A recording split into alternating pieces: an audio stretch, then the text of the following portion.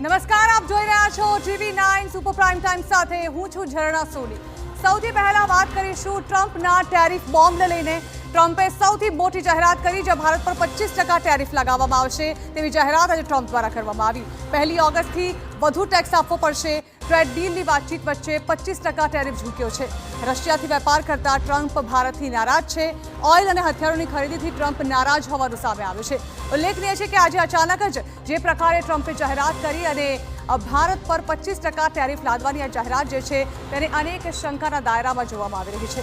કારણ કે એક તરફ જ્યાં રશિયા અને યુક્રેન વચ્ચેનું જે યુદ્ધ ચાલી રહ્યું છે તેનાથી નારાજ પહેલા જ નાટો દ્વારા પણ ભારતને જાણે કે ધમકી આપવામાં આવી હતી અને લાગી રહ્યું છે કે તે જ નીતિથી આગળ વધતાની સાથે જ હવે આ જે જાહેરાત ટ્રમ્પ દ્વારા કરવામાં આવી છે તે ભારત પર દબાણ ઊભું કરવા માટે કરવામાં આવી હોય તેવું લાગી રહ્યું છે।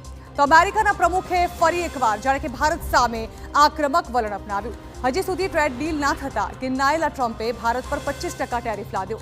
ભારતની રશિયા સાથેની દોસ્તીથી ટ્રમ્પ વિફરેલા છે અને ભારત પર પ્રેશર ઊભું કરી રહ્યા છે। આ સ્થિતિમાં સવાલ એ છે કે ટ્રમ્પે ચીન, જાપાન, યુરોપિયન યુનિયનને પણ ધમકી આપીને ડીલ કરાવી અને બાદમાં ટેરિફ ઘટાડ્યા। તો શું ભારત સાથે પણ તેઓ રમત રમી રહ્યા છે?